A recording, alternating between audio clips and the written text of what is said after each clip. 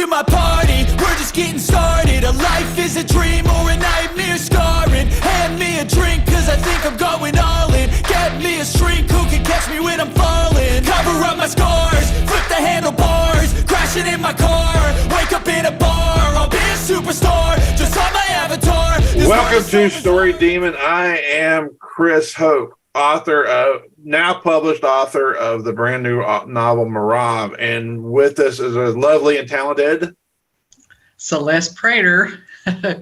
I am a traditional published and indie published author. I've been writing since I think about 2011. And I'm part-time. In my day job, I'm a certified project manager, a certified system business analyst, and a quality assurance tester, and a coder. I'm also a coder. You're a coder? A little bit of everything. Yeah. I know you're a coder. Oh yeah, I can build databases, all kinds of crazy things. So in other words, in short, you're really smart. Is what I wish. I just consider myself just plain old Celeste. and tell them. Did you proudly serve your country? Tell us about that real quick. Yes, I did. I'm a former United States Marine. I got out in '85, I think. Yeah, 1985. So it was way back when hardcore. So when she says, So when you say Semper Fi, by God, you mean it. I mean it. Always faithful. That's right. Yeah, hardcore. Right on. I'm your best friend until you make me your worst nightmare. Let's just put it that way. Speaking of worst nightmares, this is Story Demon. And Story Demon, in short, was an idea that I think I got kicked out there first. I don't know. It was just basically, I think my concept was I can't teach you how to publish a book because I'm not there yet. I am today, but I wasn't when I started this idea. But I have got published and produced screenplays. I feel like not a lot of attention is put on story. You see a lot of videos and podcasts about getting published. You see a lot of like how to write a screenplay, but I think story is woefully under nourished for people. And I think that there needs to be more content out there telling people how to make a damn story. You can always make it a book or a screenplay later, but learn the universal traits and trades of storytelling and building. And I agree. And it all comes down to reality. A lot of people think they can just sit down and write a book. And they say, I've got all these great ideas. You sit down and all of a sudden you just panic because where am I going? What do I need to do? And it's the whole point of it is reality. It's not always fun, but majority of the time it is.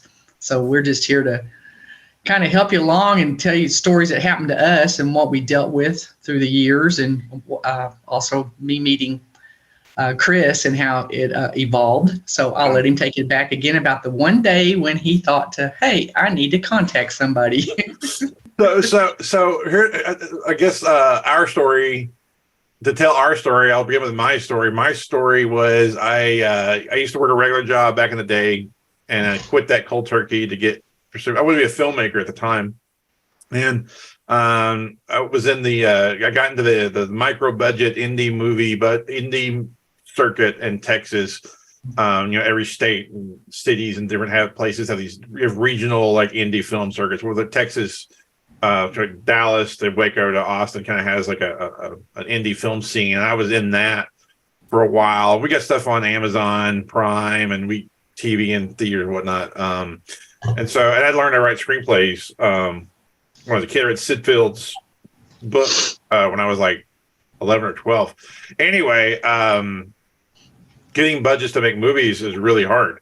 And the movies I really wanted to make were, Star Wars, Marvel budget, level movies. Those movies are $250 million a pop to make. And that's what was in my head. So I figured I need to start learning how to write a novel because I'm never going to get the money to make this with just making these little $1,000 movies and things. So I'm at Hastings. Remember Hastings? Hastings. Hastings. I miss it. Yeah, I do miss Hastings, actually. It was like a great one-stop shop. But anyway, so they had a local author section at the do we want to tell people where we are? Does it matter? I don't know. Yeah, it matter. Go ahead. Sure. In Waco, the Waco Hastings had a little section like Waco authors, and on this shelf was a few books, maybe 4 authors, maybe I can't remember exactly. It's been too long ago. And there's like one with a picture of like bluebonnets and stuff on the cover, and there's one with a picture of, I think probably, Waco, you have the Alico building and the Suspension Bridge. Those are like the famous landmarks here. I think it had something to do with those and like Waco history. And I think one other had some sort of Hallmarky type, bluebonnets and doilies and that kind of shit on it. And this other one had a pretty much almost fully nude man, and it obviously was not the same as other books. And so I'm looking at these authors, and I'm immediately, my curiosity is intrigued because it says local authors, and I look at them, I'm like, oh, the one with the almost naked man, that's the one I want to talk to.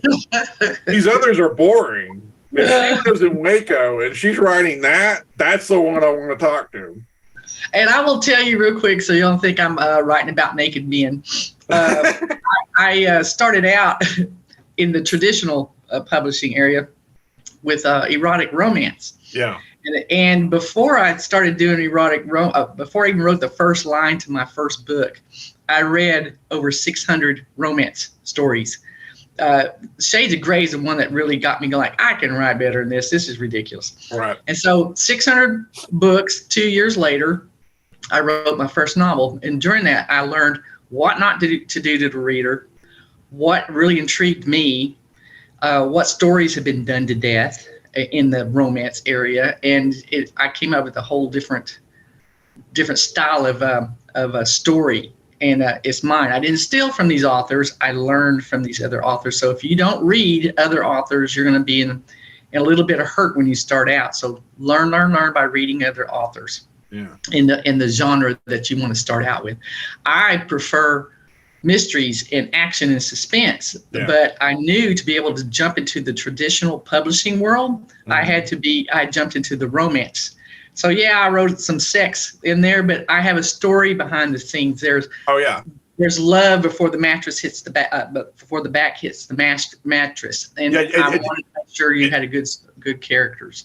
And just to reinforce that, these are definitely aren't and weren't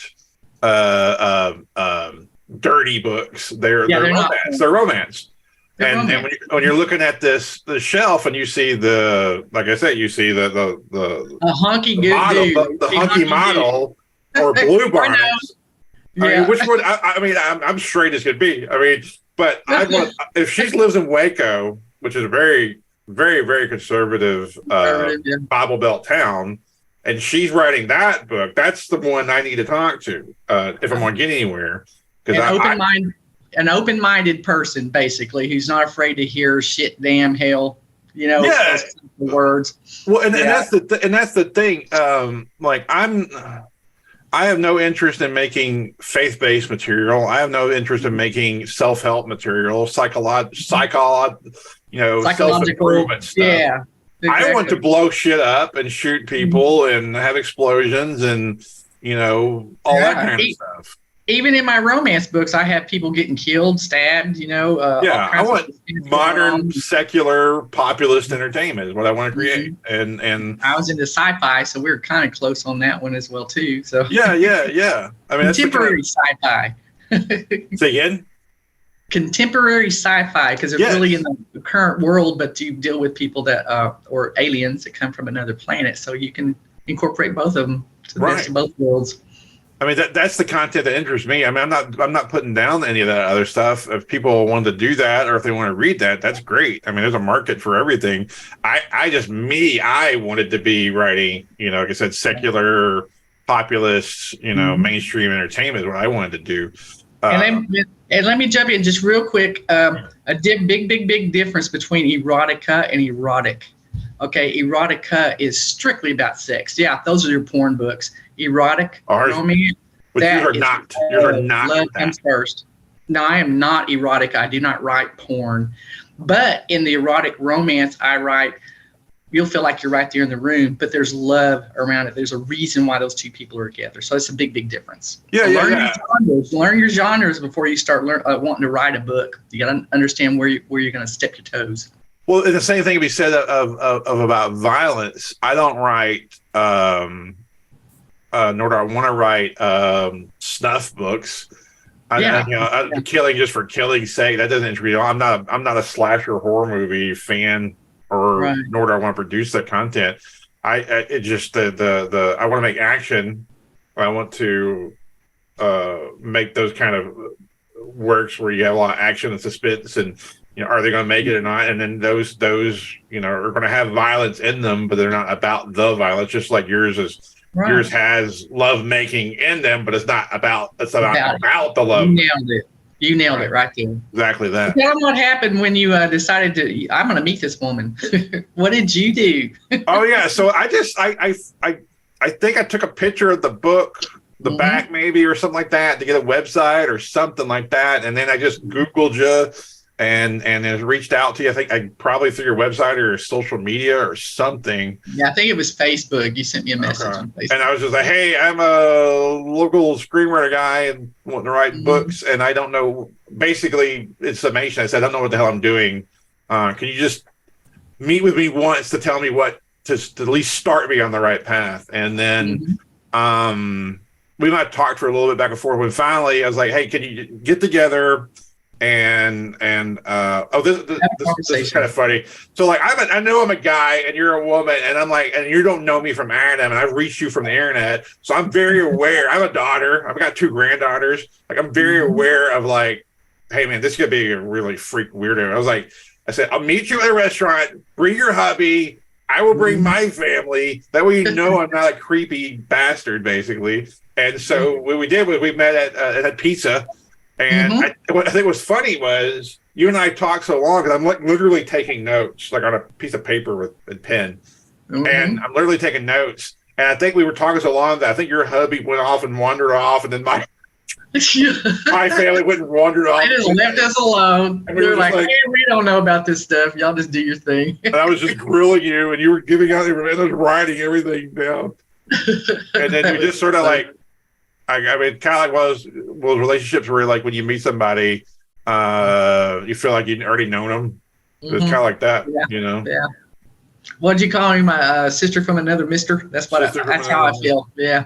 Sister from another mister. And anyway, but what I kind of like the show. I know how to make a story. I know how to craft a story. I know when to bring elements in and when not to, and set it up, some payoffs and foreshadowing and all the things we're going to talk about on the show. But I needed to know how to make a novel, which writing and novel are they're different. I mean, right. And the audience doesn't know yet.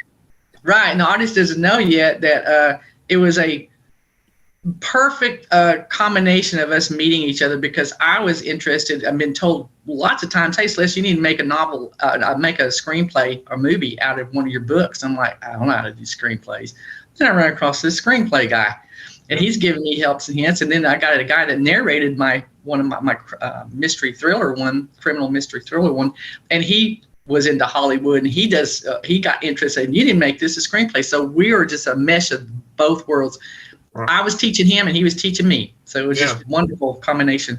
And I can only speak for myself in this one. I don't know how you feel with it, but I've never been one that even wanted to allow someone to even think they were mentoring me. I don't know if it's just my bullheadedness or my ego, or I totally have no problem admitting I have somewhat of an ego or vanity or whatever you want to call it. But like, when somebody has already done what you want to do and they're willing to give you access, I was like, okay, I don't really matter now as much as the book does. So I'm going to put my personal feelings literally behind the book and put the book at the front.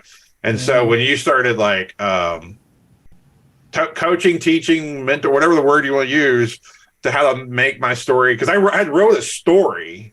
It was not a novel. I wrote a story. Let me jump in here real quick and explain about my point of view. Is when you said, hey, I got this story and I want you to look at it and see. At first I'm like, because I've had so many people approach me and say, hey, read this little bit I got. And I'm thinking, can you take criticism? Because I'll tell them you suck, or hey, that's a really good story. when I tell somebody, you really need to hone this better because your grammar's bad, whatever, they get mad at me. They block me on social media. I'm thinking, I'm not helping anybody again. It's just, it got really frustrating that don't come to me for help if you're not willing to take that help. Sure. The difference with Chris, why I stepped outside of my bounds and said, yeah, I'm going to mentor you, is because he sent me his script, his first manuscript, and I looked at it, I was like, oh, he needs a whole lot of help. But boy, did he have a story he needed to tell, and I wanted to help him get that story out. So he had the meat of it, and he was willing to set his ego, like he said, behind his shoulders and said, tell me where I'm doing wrong. And that's when the venture started. So yeah, the material is more important than me, right. in terms of like ego, vanity, and you know, taking lumps, stuff like that. Like, you know, the book, the work comes before my own self in that respect. And so I totally like let all that go. I didn't buck. Now having to say that, there were a few times where like I either didn't get what you were saying, and then like I would argue enough to like get you to explain it more, because like I mean, and we didn't really have any story issues ever. You kind of let the story itself alone. You were just trying to honing into the format, basically. But that's right. The whole key to a mentor and mentee relationship is again, egos. I had no intentions of writing his novel for him. That's not what I do. I'm not your ghostwriter. I have to look at what you got and go, I really, really like this area, but you need to pull more out in this point, or you need to, especially like we'll go into later topics of POV violations. I like basically bitch slapped the hell out of you about POV violations. That's probably my worst thing. Probably my worst thing to figure out was that. Yeah. Probably and once he got him, the next chapter he was seeing, I'd see, oh, you've improved on this, or then he gets so excited about some other area of action that he forget about certain things. I said, Chris, you know better than this, and I'd bitch slap him around again. So yeah, we had a lot of red lines and a lot of laughter through that. So yeah, I mean, I don't think I ever got butt hurt. I don't think I ever did. If anything, I would usually laugh because I would once you pointed out to me, I'd see how stupid my mistake was. Or I would acquiesce. Either I would acquiesce and say, you know, you're damn right. This needs to be this certain way. You know, I was looking at it a different way. So sometimes I'd back down. So it wasn't always me with the bullwhip and you doing what I told you to do. So that was very key. Yeah, I think that, and then hopefully that people take this, watching this, and we get into other episodes with the story and stuff. If somebody's already done what you want to do, and they're telling you what to look for, unless you're a complete moron, you might want to listen to them, because you went to them to guide you, and they're telling you that is a mine. Don't step on that mine. I mean, what kind of fool would not listen to that? And I think, you know, that's people. I know people, and I've known a lot of creative people over the year, and you'd be shocked how many people will step on that damn landmine. Anyway, I mean, people are real close friends of mine will continue to do that, and you tell them, don't do that, it's not gonna work, and they'll invariably do that. And I'm not perfect, you know. I've sometimes he'd ask me something, I'm like, you know, I need to go back and look into that and give him some sage advice on it from, you know, let me think, instead of just jumping in, hey, I know it all, you just have to follow me. So again, egos on both sides have to step back. And then when the tables turned a little bit and you were doing the screenplay, you got me good.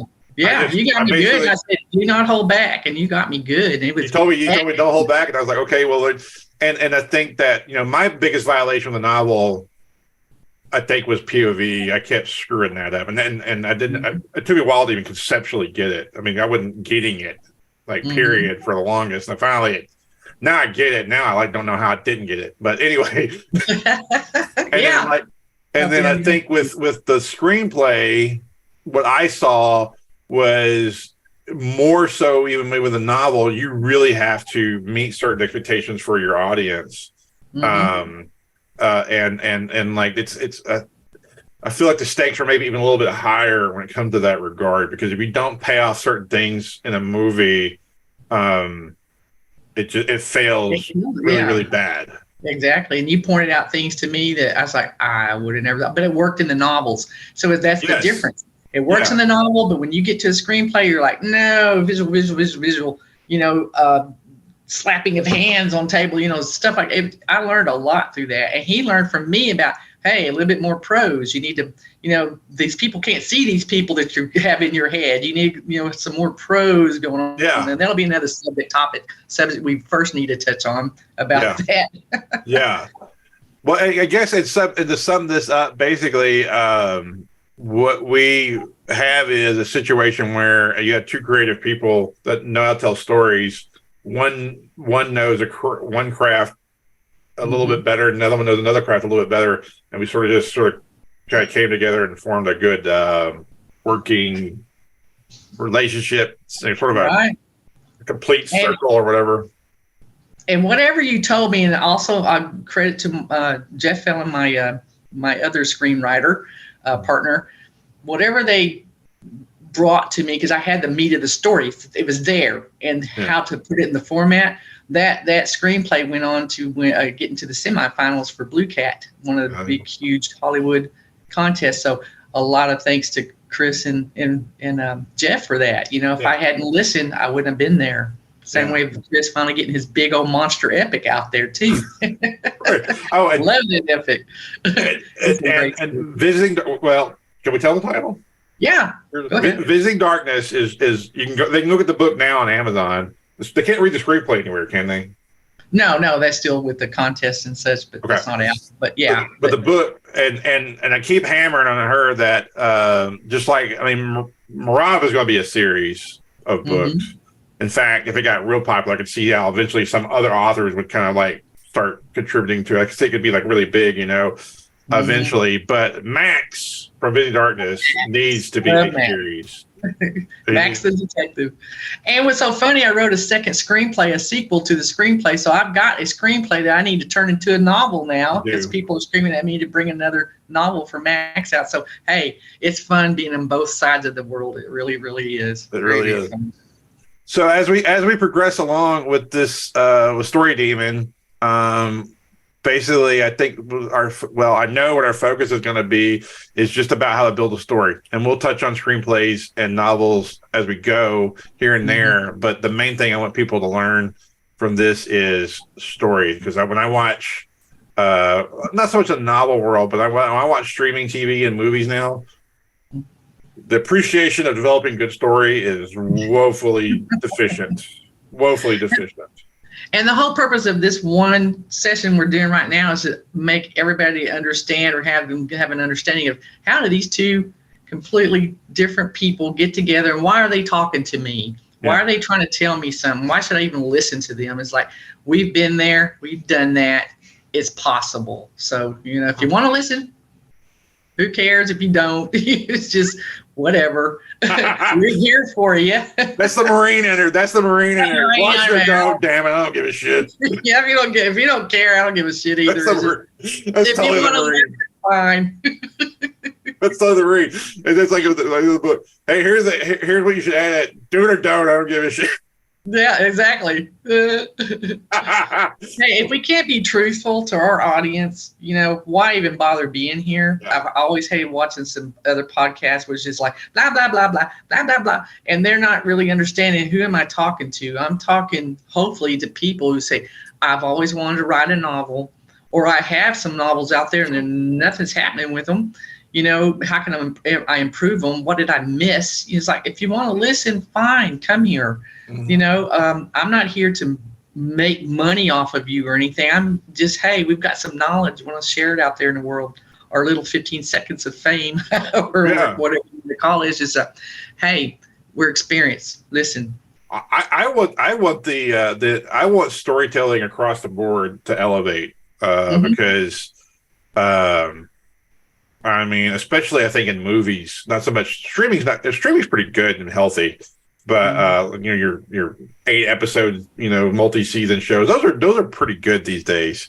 But the movies are just woefully under-nurtured in terms of story. And I would like to see, I would like to contribute somehow to a new generation that would come in and revamp that, because even some of your Oscar winner types are just horrible now. And I won't name names of movies, but there's just some you're like, how did you get there? And mine's not there yet. You know, well, I'm like, I don't know how the person given money said, yeah, this is the one. I'm giving this money. Or are they really that desperate out there that say, hey, I'll just take anything so I can get it into my schedule or something? I don't know what's going on, but hey, we're here. If anybody finds us out here, we do movies. Yeah, we got screenplays, specs out the butt. You know, we'll write you a movie that's completely comprehensive and actually has a beginning, middle, and end. And we'll customize it for you. We're capable of doing stuff like that. And working with other people. and you know, we're easy bought. I'll just put it out there. I'm easy bought, man. Yeah, exactly. All right. I think what we need to do is say there's some topics we're going to be going over later. We're going to talk about the story building, the world building, dialogue, POV violations, grammar Nazi, just your protagonist, your antagonist, your sidekicks, all of that. We're going to have a different topic every time we come to you, and we're going to laugh our way through it, and we're going to curse and act like ourselves. So get ready. What we call it in your book, hey, snowflake warning. Yeah, snowflake warning. Yeah. And we'll get updates on our existing work and things that we're working on too as we go. But anyway, so I guess in summation, just stay tuned. We're going to produce this fairly frequently. I don't want to promise anything today, like weekly or bi-weekly or anything like that, but we're going to get on a routine schedule here pretty quick. And we'll be producing. We are dedicated to this show, is how I should say that. Mm-hmm. Yeah. So anyway, like, share, subscribe. Anyway, all right. So thanks for watching, and subscribe, like, share, all the things, and we'll be talking some more soon with Story Demon. Bye, everybody. Talk to you later.